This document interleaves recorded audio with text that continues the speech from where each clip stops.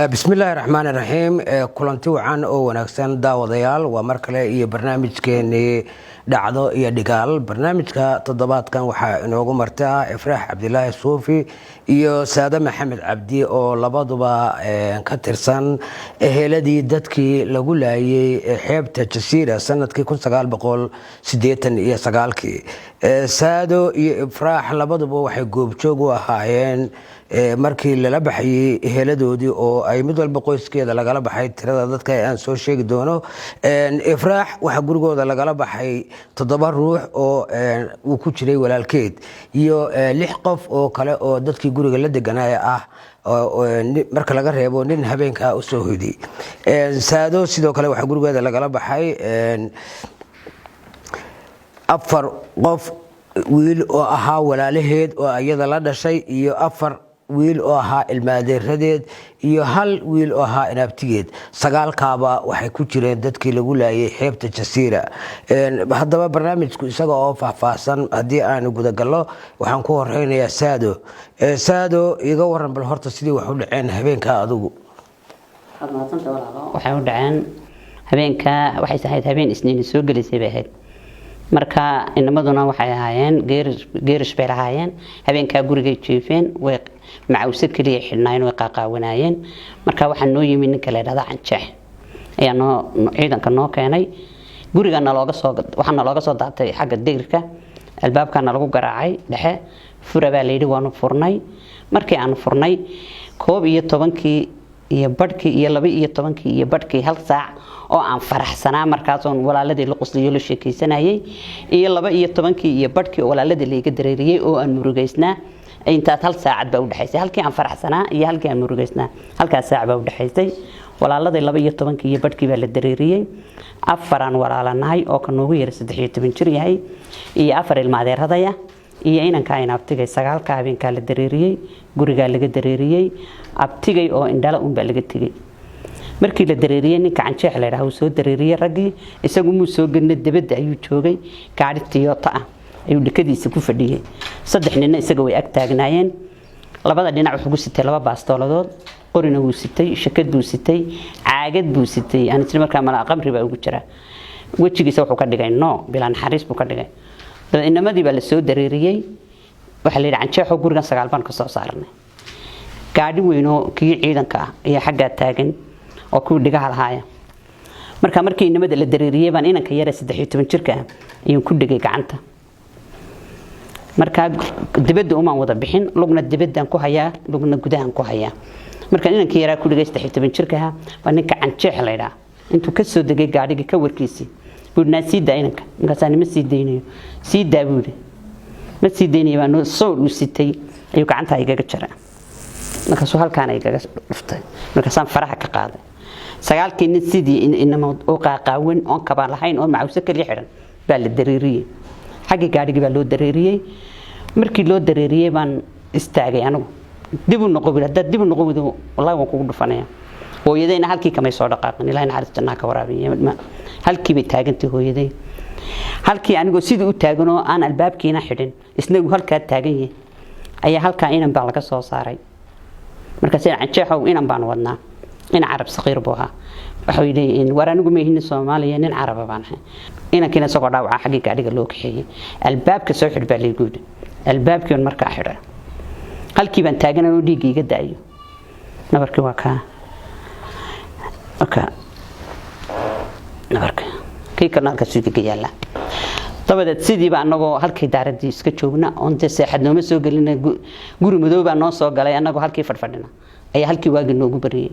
inanka 7 nin bay ahaayeen inankii ka soo baxay Maxamed Cumar ayaa noogu yimi guriga hortiisa anagoo taagan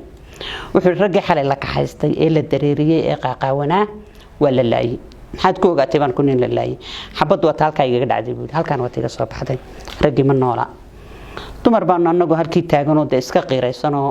meel aan u dhaqan aanan garanaynin oo garab ya gaashaan toona haysanin ayaa gabadh ordaysa noo timi waxay tiri waxa la ragii dhanaane ayaa la geeyay halka igu joogsaado waxaan doonayaa inaan ku weydiiyo habeenka markii inamada la kaxaynay adigu xaadir baad ahayd oo waa taagnayd oo dhaawac baa ku gaadhay sidaad ii sheegtay ninka canjeex la yidhaahdo ee aad sheegtay inuu raggaa kiciyey adigu yaa kuu sheegay inuu canjeexa ama aqoon horaad u lahayd ma cid baa kaaga warantay oo gadaal baa lagaaga sheegay sideed ku ogaatay inuu canjeexa ninkaasi anigu canjeex hore uma aqoonin habeenkaa ragga la soo saaray magaciisa la sheegay canjeexow la yidhi markii subaxiina uu nagu soo noqdo alaab guriga taalle uu qaatay ayaa aniga igu horreysay aragtidiisu markaas igu horreysay canjeex baa subaxdeedii ku soo noqda mulkiyadii gurigay naga qaateen waxay naga qaateen muraayado meesha yaallo inamadu baabuur ku sameynayay doonayeen subaxii inay qaadaan ayay gurteen subaxdiina ninkii xalay inamada kixiyey baa kugu soo noqday oo indhaha ku aragtay su-aasha kale ee aan doonaya inaan ku weydiiyaa inamadan walaalada ayay la laayay maxay ka shaqayn jireen inamada walaalada ayay la laayay waxay ka shaqaynayeen geerish bay lahaayeen geerishku lambar 4 buu ku yaalay hoteelkii naasa hablood iyo goofarkii haldha dhexdooda ayuu ku laayay inama ganacsataa bay ahaayeen oo shaqaysanayeen kuwan ilmaadeerada ahayd inay maxay macal ilmaadeerada kullu geerishkay ku wada shaqayn jireen 8 9 kuba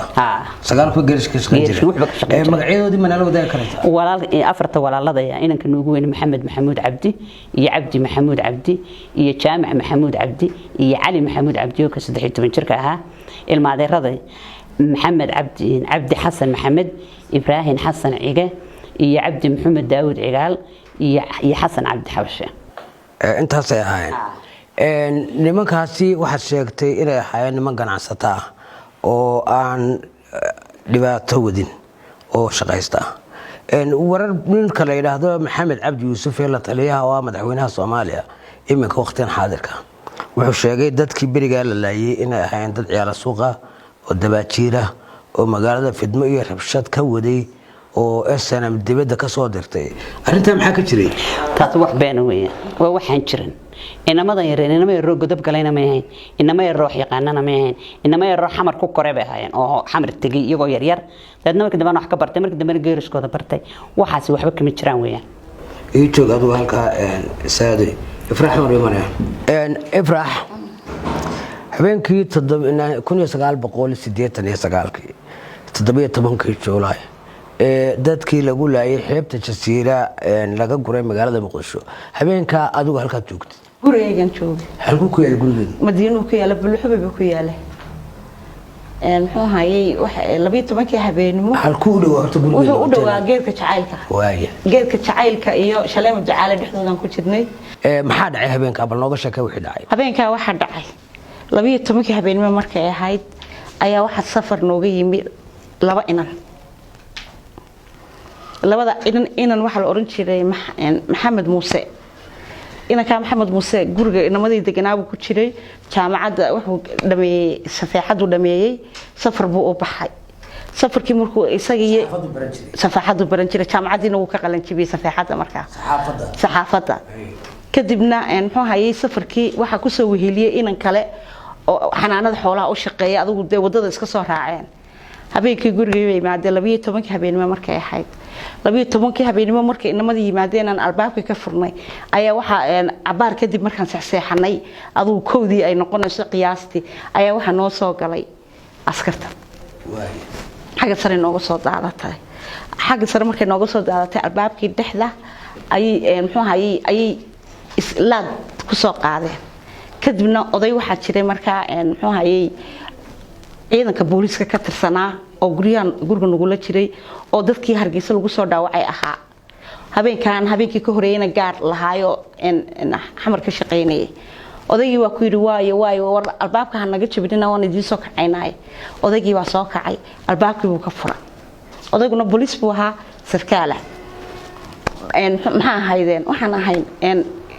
idinka doonayno buu yiri kadibna odaygii yaraaba way soo wada dhaafeen askartii qol walba askari waa istaagay kadibna raggii guriga ku jiray ayay mid u soo dareeriyeen markay u soo dareeriyeen bay dabada wada istaageen raggii ganjeelka guriga xagga dambe ayay xaggaas oo kala soo safeen kadibna guriga bay baaritaan bay u dhaqaaqeen gurigii markay baareen waxa nooga soo baxday muxuu hayay markay gurigii baareen waxa guriga nugula jirtay inan ayaamaha doonayso inay Soomaaliya halkan wadankan ay timaado oo soo guurto alaabteedii oo dhab xirxirnayd inantii bay alaabteedii baareen inanta alaabteeda markay baareen aduu alxaasil gurigii oo dhan way baareen waxba kama helin kadib gurigii markay baareen ayay muxuu ahaayey ay nimankii raggiina dabaday taageen ma garanaysaa ayay muxuu ahaayey ayay yiraahdeen dabada u baxeen marka anaga inankayga wuxuu ahaa macallin wuxuu ka baxay iskuulka Cali Xuseen la yiraahdo wuxuu dhigi jiray Cali Xuseen dhamayaasin cartan iyo iskuulka Jabuuti macallin buu ahaa sayniska dhiga maadada sayniska la yiraahdo kadib inamadan kale ee guriga nugula jiray odaygaasi oday wuxuu ahaa booliis ah oo Corneyla Xuseen Xagar baa la oran jiray muxuu ahaayey inamada kale mid waxa la oran jiray Cabdiraxmaan Axmed Nabel jaamacadda la foolu ka soo baxay waxna ka dhigi jiray Baasha Cabdilaahi Heebaan jaamacadda Gaheer buu dhigan jiray oo saddex semester buu dhigtay ifraaxi tirada guud ee dadka gurigeena lagala baxay habeenkaas 7 nin bay ahaayeen 7 nin adiga maxay soo haydeen 7 nin inamadu guriga nugula jireen inamadu inama jaamacad dhigan jiray bay ahaayeen oo qol guriga kaga jiray guriga waxa lahayd islaan makaahi loo oran jiray cusub oo imika aan u maleynaya in Faransiiska joogto hadii barnaamijkayga dhageysato waan salaamaya ayaa guriga iska lahayd muxuu hayay anaguna kiran ugu jirnay inamadan kale ee guriga ku jirina intaas ilmaad rahaayeen adiga walaalkaana macallin buu ahaa okay dadkii inamadii marka banaanka loo saaray ee gurigii baaristii la dhameeyay maxaa ku xigay waxa ku xigay inaan anagii dumarka aan ooynay waxa ku xigay in hooyaday markay tira anagu miyana Soomaali ahayn maxaa ragayga ku haysataan qoriga dabadiisa lagu dhuftay yaa ku dhuftay askari kamid askar nimanka walaalka iyo ragga kale gurigeeda kula jiray ee asxaabta ahaydeen nimankan ka xeeyay ee ciidanka ahaa cid ma ka garanaysa anagu cid kama garanaynin laakiin markii ay nimanku hadlayeen odaygan booliska baa ku yiri maxaad laga doonaysaa anigu xalay baan shaqeynayay heegan baan habeen horaan shaqeynayay heegan baan ku jiray caawa nasasho ii ah xageed lagu wadaan buu ku yiri ajeex baa muxuu ahaayay ayaa dabada taagan oo ku doonayay intaas lagu yiri wad maqlis haye marka odaygii booliska isagoo xagu ku dambeeyay ragga la dilay buu ku jiray wala dilay sababna waxa kale oo jiray in yaro dayb la oran jiray oo anaga marka anaga isku eeni ahayn ayay xitaa doonayeen inay ka haystaan kadibna inay ka yaraaba ooyay adiga daadaad intee birigaas adigu 12 jir baan ahaa maxaad ka shaqeyn jirtay anigu waxaan ka shaqeyn jiray arday baan ahaa halka dhigan jirtay iskuul Jabuuti baan dhigan jiray waa maxaad baran jirtay waxaan dhigan jiray maxaa hayay arday dugsi dhexe baan ahaa okay sidee markaa wax ku dhaceen goorma ogaateen dadkii la laayay waxaan ogaanay ragii horta ma la dareeriyay hooyay anagu ma ka dib muusanowday inanta nuugu weyn hablaha ayaa muxuu hayay ay markaan ooynay bay nugu yiraahdeen ama rag baad doonaysaan hadda rag doonaysa anaga rag idin noqonayna hadda ooysan anaga rag idin noqonayna bay nugu yiraahdeen ragii kadibna ragii dabada safnaa ayaa markii uu arkay inankayagii anagu inankaas oo kaliya la dhalanay madibuu nooha afa hablood iyo inankaas oo kaliya nahay markuu arkay de in ragii anaga muxuu hayay aan ooyeynay ragii de handadayaan ayuu siray dhaqaaqo waxa tiraahdaa de orda xarooda kadibna sidaas u tuureen way gudbile kadibna sidii bay ragii uga xastay goormaad ogaateen in la laayay waxaan ogaanay markuu waagu bariyay dadkii isiraahdeen dadkii ragii ka daba taga oo qabta muxuu hayay meelihii de la geeyay ayaa la ogaaday yaa idin sheegay in la ogaa in la laayay sidii ku ogaateen waxaan ogaanay inuu inan ka soo baxay rag la laayay inan ka meel ku lantay dadku anagu waan jiray lama kulmay laakiin dadkayga waa weynaaba la kulmay waay muxuu sheegay wuxuu sheegay in muxuu hayay ragii la laayay isaguna uu ka haray ragii okay ifraaxi halka ay joog saado adigu waxay noo joogtay iyadoo raggii la laayay oo inankii soo noqday oo idin sheegay in la laayay inamadii inankaa soo noqday adigu meed la kulantay dadka ka warqabay guriga hortaagan inuu yimi isagoo garan yar xidhan dadna raggii xalay la guray waa la laayay anaa ka soo baxay maxaa sidaad uga soo baxday ku nuuxday xabad halka ay gaga dhacday halka ka soo baxday raggan dhex galay markii dambe ay naga tageen waxaan iskaga meedhay badda dhiiga marka rag idin ma noola maxaad samaysay markaa maxaa qabanaysaana maxaad samaysteen markaa waxaanu samaynay dee waxaanu nahay dadkoodii la kaxaystay oo dee gabal baa su dhacay baanu hayno maaragtay meel kaliya inta qof uu ka dhinto dee dadku baroortaan oo qofkoodii aasteen baaba dee ku itibaatiyaan laakiin dadka iyagii oo dhammaayo inta la dareeriyey aanaan arkin murugo weyn bay noo haydo ciil weyn bay noo haydo cid garabna siisay cid wax noo qabato toona maanaan lahayn waxaana lagu yiri raggii dhanaanay joogaan dhanaanay taga marka dhanaanaanu tagnay jeelkii dhanaanaanu tagnay annagoo 25 dumar ah inantan walaasheed nagu jirto inantan imika xanuunsatay nagu jirto ayaanu tagnay markii aanu tagnay waxaanu aragnay raggii xalay kurtay ragga oo meesha taagan oo aad garateen oo aan garanay anjeexa iyo markaasay hooyaday ku dhaqaaqday ilaahu naxariistay oo tagtay ku tir raggii xalay la soo kaxeeyay xagee la geeyay masuul ma raggii qaaqaawana masay tiraha markaasuu way xidhan dabadna wuu dhaqaaqay anjeexi buu tagay wuxuu raggan xalay soo guranay dumarkoodii waa kuwaase dayagana aynu leeyna xeebta inoo geeya uu nagu soo noqday wuxuu rag baa xeebta joogay bal xeebtii jasiire orda raggiini ka soo eega waanu dhaqaaqnay ninka sidaa idinku le magaciisa ma garanaysa ninka markaa nagu leeyahay raggii waxay joogaan xeebta afqorsha la dhaha waay dabadna xeebtii baanu tagnay waan dhaadhacnay markii aanu dhaadhacnaanu meelaha warwareegayno naamee raggii la sheegay inba meelayna gaga soo dareeri mooyana waa kuwan maxaa idin yimi aragtay raggii canjeex iyo ciidanka watay waay ayaa xeebtii noogu yimi xeebtii jasiira dadna wuxuu nagu yiri camuudda ma aragtaan tuulan ha raggiini baa ku jira idinkana waa laydinku barbaraasaya laba saf kala labadii saf baan galay labadii saf markaan galay madaxa gacmaha saara madaxii baan gacanta saarnay waa canjeex kabahana ka saara shalmadahana ka reeba qoriga dhabarkoodana qoriga kala dhacay buu halka adhaxda ayaa qof walba qoriga lagaga dhuftay camuudaan galay waanu ka kacno waan iska hurgufno wuxuu wadada cagta u saara laamiga kulul cagta u saara buu intuu dharkii naga reebo dirc yar qafiifa nagu reebay wadadii cagta naloo saar rasaas bana laga soo dabadaay ilaahay waxba nagu ma yeelin inanta walaasheed markaas ay xanuunsatay oo dee raggii la kaxaystay iyo halkan oo nalagu haleelay sidee waa waalatay ma isla markaa ayaama kadib ay waalatay xanuunsatay sidii bay waalatay way joogtaa way xanuunsanaysaa ha hadalku way dhigaysaa laakiin way joogtaa way nooshahay way joogtaa way nooshahay waxa dhacay markaa xagee timaadeen markaa waxaanu nimi anagoo wadada cagta naloo saaray baa waxa naga daba yimi gaari war dumarkii qaldaamiinta maxaa helay bay nagu yiraahdeen gaarigii bay noo joojiyeen gaarigii bay nagu soo qaadeen xaafadayadii buulixooga shaleema ducaale agteedii ayayna dhigeen haye xagga tagteen markaa guriyay waan ku noqonay cid dawladda cid idin timaada cidin wax idin weydiisa midna ma aragteen horta cidina wax ku iman mayso cidina ku weydiin mayso kuwa xasuuqay un bay hayeen ragga annaga markaan cabaar joognay baa madaxtooyada aynu tagnayna keena inta yadiiba waa dareerna 15 kayagi dumar ahaba marka ifraax nagu jirto ona soo raacday waanu dareernay madaxtooyadii baan hortagnay madaxtooyadii markaan hortagnay baan lagu yiri maxaa doonaysaan waxaana ragga xalina laga soo gurtay xagee la geeyay annaga hana weydiinay mid ragga dibadda taagna haddaba nimankan doonay madaxweynahan doonay naloo sii daayo ina baa dhaqaaqo guduhu gala wuxuu madaxweynaha ma joogo cali samatar iyo maslax siyaad baraa jooga buu dayagaba noo sii daabaan ku nidhi haddana wuu ku noqda dumar baa halkan taagan biro ka qaylinay afar soo daaya baa leen aniga iyo ifraax iyo laba kale la sii daayay labadiina laba gashay ha iyo laba kale gudaha markii aanu galay ayaa cali samatar kursigu ku leexaysanaya maslax siyaad barana wuu fooraraa oo waxbuu qorqoraya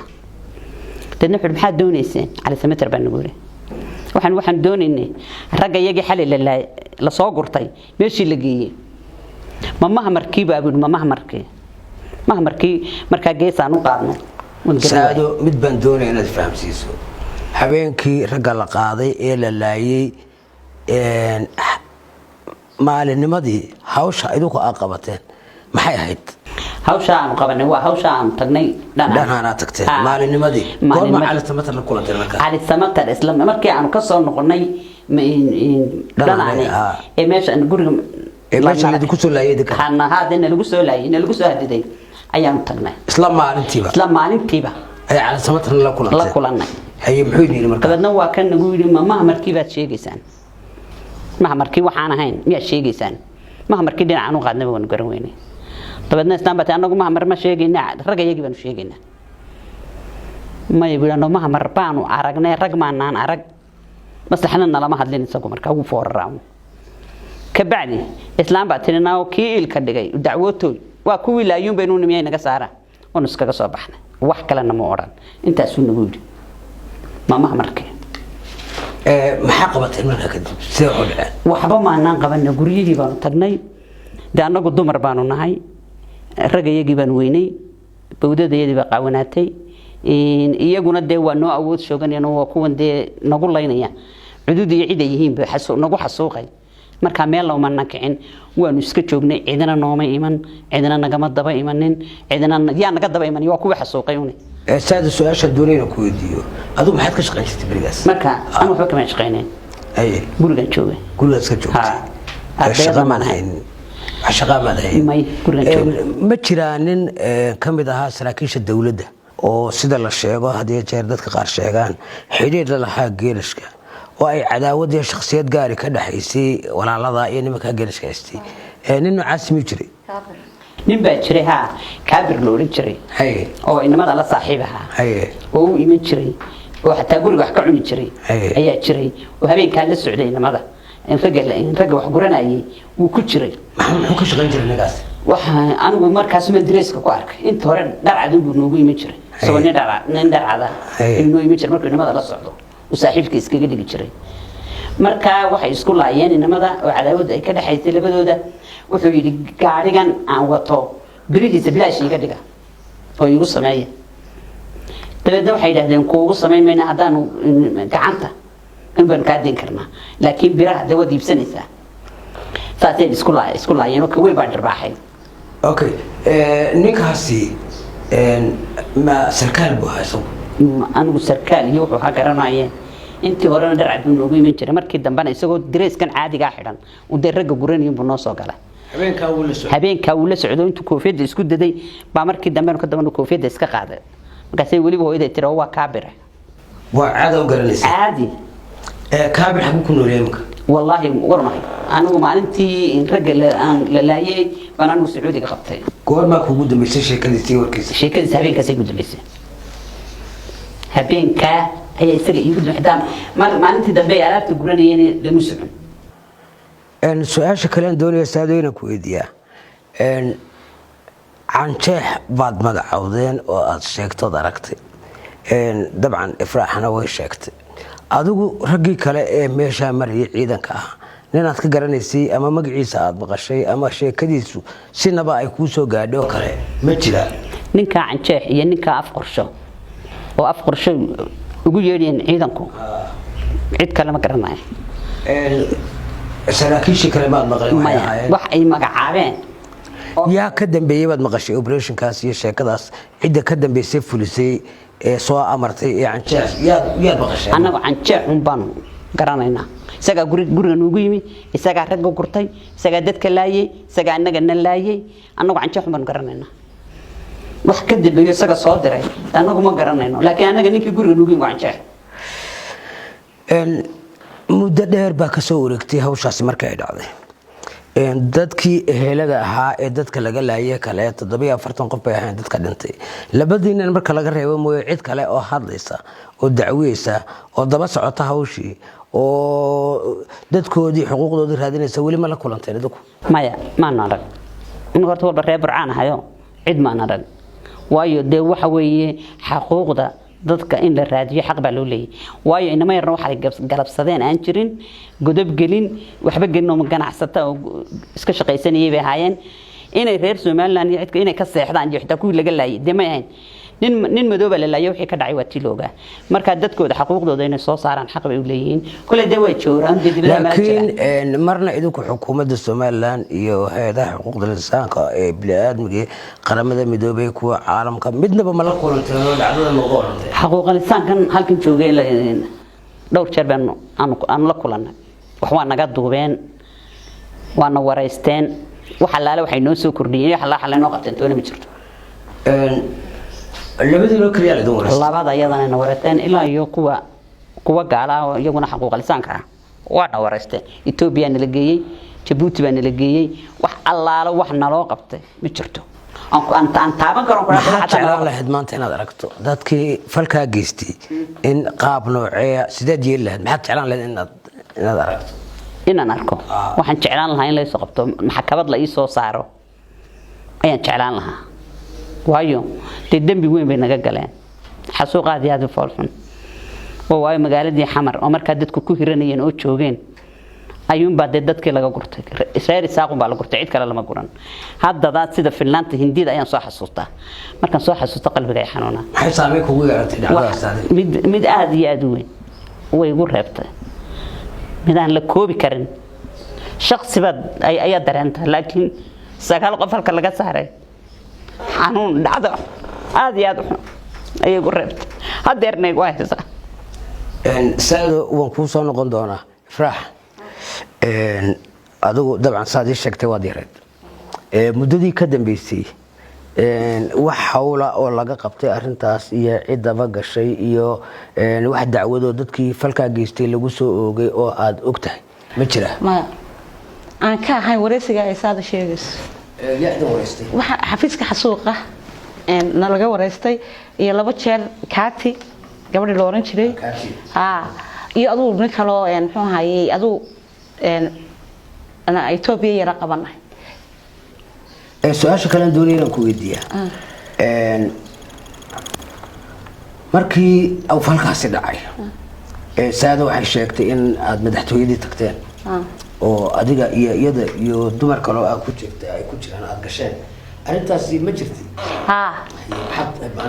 waxaan sida ay saado u sheegtay ayaa ahayd ta kale mid kalena way ku jirtaa anigu ciyaal iskuul baan ahaan jirnay afartayda hablood ciyaal iskuul baan ahayn aan ahaan iskuulkii maalintii inankayga la dilay ayaa noogu dimaysay waxa maalin walba lagu sameyn jiray warqadaana loo soo daadin jiray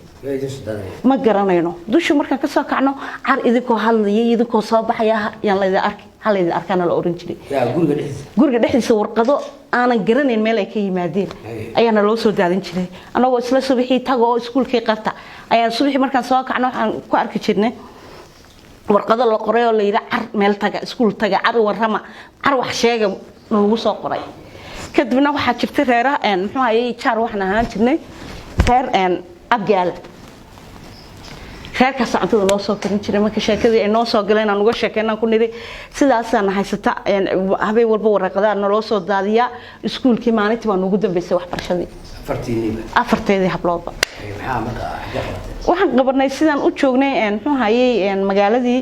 oon u deganeen oo de muxuu hayay ay qaxin ugu dhacay qaxi markuu noogu dhacay maalintii dambe reeraha jaarka inta lacag noo soo gureen markii qaxi xamar dhacay ayaa sida nool ku soo baxay reerka cuntada idin soo karin jiray jaarka haydan maxaa la oran jiray reerkaas reer abgaalay haayeen hablahoodan garanayna xaawiye la oran jiray inay xaawo la oran jiray mid kalena waan kugu daraya anagu xaafada bulxooy baan ku kornay inakeeygu iskuulka wuxuu ka dhameeyay Cali Xuseen waxaan bulxooy waxaan jaar ahaan jirnay Ali Mahdi Maxamed inuu abti u yahay oo miro jilco la yiraahdo dagaalkii xamar ee ugu horeeyay lagu dilay midna waan ugu daraya siyaasiyiinta Soomaaliya ee ogaa dhibaatada Muqdisho ka dhacday ee dhibaatadan in la geystay ogaa wax sababta ay uga aamusan yihiin ay xuquuqdii dadkii wadankooda lagu walaayay u soo saari la yihiin su'aalan isweydiiyay weeyaan waayo xasuuqu ka muu dhicin Soomaaliland saraakiil ka tirsan xukuumadii Soomaaliya ee xilligaas oo uu ka mid yahay ninka Maxamed Cabdi Yuusuf oo imkana la taliya oo ah madaxweynaha Soomaaliya Farmaajo waxay sheegeen dadkaas inay dabaajiraayeen ciyaar suuq ahaayeen magaalada fidma ka wadeen arintaasi adigu waxaad leedahay mid jirta ma yahay mid maxay jirtaaba waxaan ku xaafadii uu ku dhashay buu macallin ka noqday هذا يجانا عدين دونو عدين تولد لما واي سببتن أي محوهاي سياسيين الصومالية وده شيء حسوق وودن كذا وكدعي مقدشو وجهل وايين عدين تورادين وايين أيانا نقول يا أبان هاي السويدين إلى هذا مرنا إلكو حكومة الصوماليان أما تاني مكتوكتات أما كوي خراتو أما أنت حكومة الصوماليان صومالي ma hortagteena ma tirahdaan war waxaanu doonaynaa xuquuqdii dadka iyagii la laayay in laga hadlo oo la dabagalo oo wax laga qabto marna ma ku tirahdaan ma horta baaqiyo badan oo u dirna dawladda tii hore inta dawladood ee wadanka soo martay baaqiyo badan baan u dirna baaqdeedana lagama soo jawaabin imika kale ee heladooda la laayay xagee ku sugayeen bad malaysa wax war ma ka haysaa inan kaliyaan ogahay xagee joogtaa bar ay joogtaa muxuu hayay reer badan maalin barina reer baan arkay inamadan gurigayga lagala baxaya xukuumadda mar horena baaq waan u dirnay imikana mar labaad waan ku celinayna dawladeena sharafta leh waxaan leenahay waan idin baahannahay dadkiinii baan nahay ehelkiinii baan nahay dad dhibaataysan baan nahay dawladda iyo madaxweynahaba macal xisbiyada qaranka waxaan u mahadnaqayaa Faysal Cali Waraabe oo in badan barnaamijkan ka hadla ifraaxi saada waxay ii sheegtay in walaashaa ay xanuunsatay maalintii falkaasi dhacay halkee joogtaa walaashaa imika gurigayga miyay xidhan tahay maya علشان هذا الكيد بسيرة خلاف ها لكن سيدا كلا وعاد ها صوتنا وحي هاد دعدا داس إذن عريابة وينو شوفتا يدو كحيتا يقوي نجوا أنا قوي جوا ويناين هذا يدو لكن تاسيدو عادي عادي أوكي سؤال شكله دوني يا حبيبي إمك هو ده هذا لا تيجي الصومال يا الصومالية والسعودة waxaa laga wada hadlayaa in midnimo iyo kala gool qaybantaba wax noqotee wax la isla fahmo qolada Soomaaliya waxay xoog saaraysaa in midnimo dambe la isugu yimaado oo dadkii la isku soo celiyo Soomaaliland ka noqoto gooni istaageeda in arintaasi aad shad kula muuqato aniga arintaasi way taabanaysaa waxay taabanaysaa Mariya laba way taabanaysaa waxay taabanaysaa horta siyaasiyiinta Soomaaliya ha cadeeyaan mowqif dadkan la laayay sababti lagu laayay horta in cadeeyaan waa muhiim talabaadna waxa weeyaan ninka muxuu hayay 10 qof badbaadin ka 40 qof oo muqdisho joogta badbaadin waayay ma qaran dhabay badbaadin karaan dhalinyaro badan baa jirto reer Soomaaliland oo iminka xamar tagta oo tiraahdo waa wixii hore waa la hal iloobo oo hal iska iloobo oo hal isku noqdo wax fikir noocaas faafisa ma la qabtaa fikirkaadu ma la qabo boqolkiiba boqol waan ka soo horjeedaa waan cambaareeyaa beejkeygana waan ka cambaareeyaa waxaan idin sheegayaa dhalinyaradii idinku horeysay ee Somaliland muxuu hayay wixii ku dhacay ku qusqaat halka ay joogi Faraaxay adigu saado runtii dacdo xanuun badan weeye dhacdadani waran dareemi karaya sida wax ku gaarayaan su'aashan doonayna ku weydiiyo waxa weeye muxuu yahay baaqa maanta aad u dirayso xukuumadda Soomaaliland adigoo fursadan ka faa'iideysanaya maxaad oran lahayd xukuumadda Soomaaliland talaabo noocee ah qaato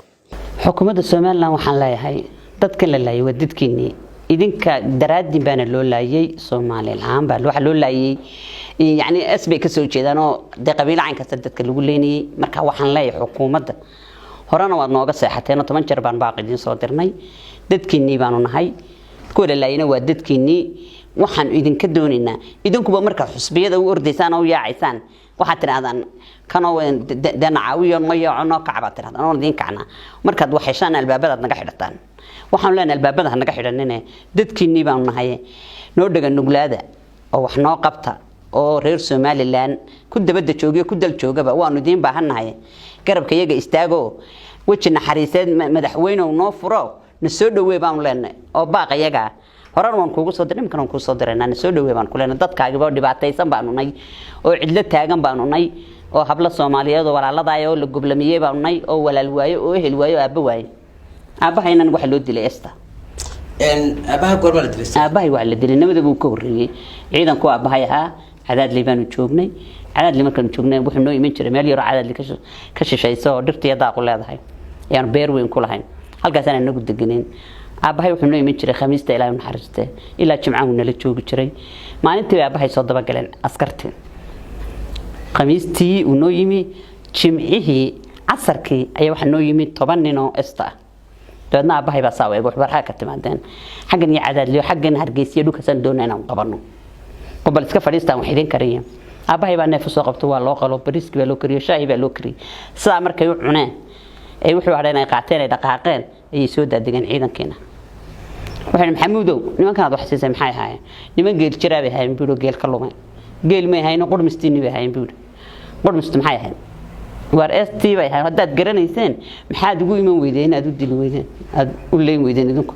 anigu nima geli jiraa bay ahaayeen maya aabahayna ilaahay u naxariistay nin dhiiran buu ahaa waxaa doonaysaan igu sameeyay buu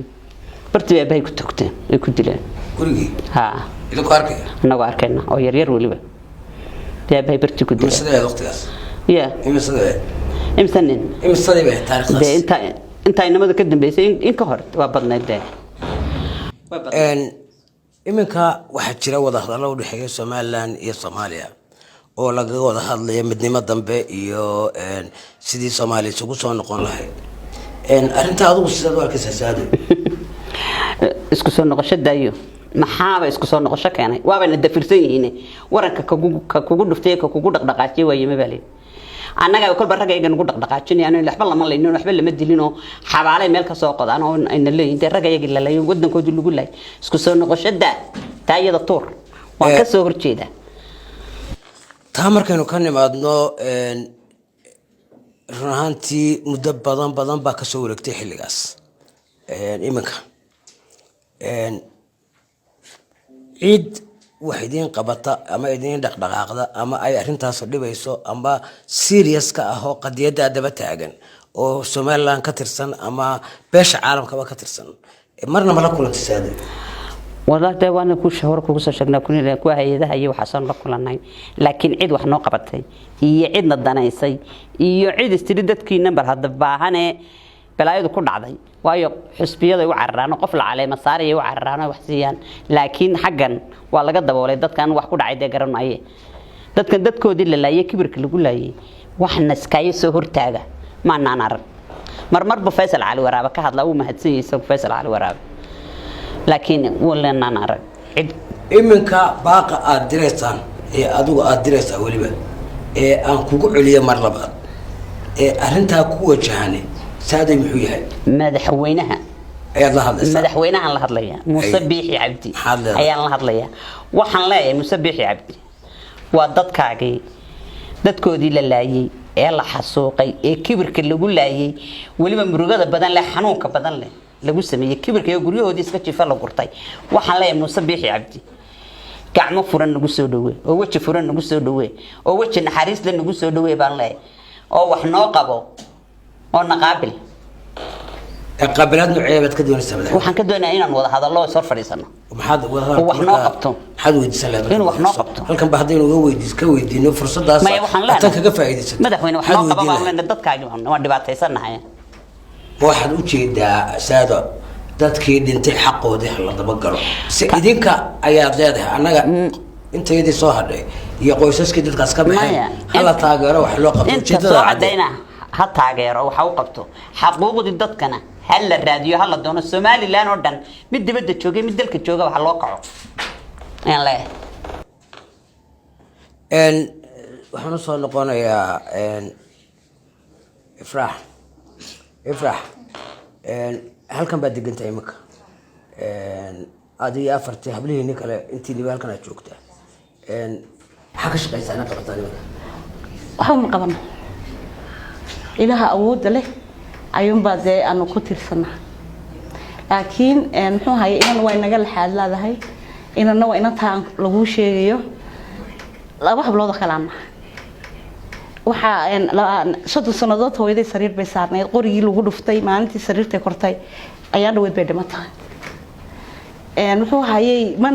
markii hore dad Muqdisho ku koray baan nahay oo calashan qabiil iyo aqoonin dad wax la dhashay toona anagoo sidii soo degnay anagoo sidiina hooyaday way ku dhimatay marka inta badan nolosheeda waxaan ku qaadanay hooyaday inaan hayno oo intay geeriye geedi ka noqonayso aan muxuu ahaayay aan dul taagnaano intii ma ay abahay anagoo yar bulinta intaasaynu kusoo gabagabeynayna barnaamijka aad iyo aad baan idinku mahadnaqayaa daawadayaal waxaan intaa kusoo gabagabeynayaa barnaamijkii dhacdaya dhigaal ee Horyaal TV barnaamijka toddobaadkan waxaa marti ugu ahaa Ifraax Cabdilaahi Suufi iyo Saado Maxamuud Cabdi oo labaduba ah eheladii iyo dadkii lagu laayay xeebta Jasiira 1989 Ifraax waxaa la dilay oo ku jiray dadkaas habeenka la laayay walaalkeed saado waxaa ku jiray 4 wiil oo ay walaalo ahaayeen iyo ilmaadeeradeed oo 4 ahaa iyo inan ay ilmaabti ahaayeen. waxaa kale oo ifraax dadkii gurigooda lagala baxay ku jiray 7 nin 6 nin oo kale oo ahaa dad ay ehel ahaayeen iyo asxaab oo ay guriga wada deganaayeen iyo qaar habeenkaa kusoo biiray oo usoo hoyday oo aan hore ula deganeyn.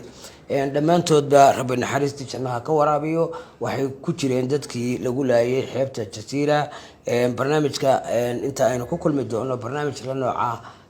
haddii ilaahay awoodda leh ogolaado intaa iyo ayaanu kusoo gabagabeynaa intaa iyo nabadgelyo.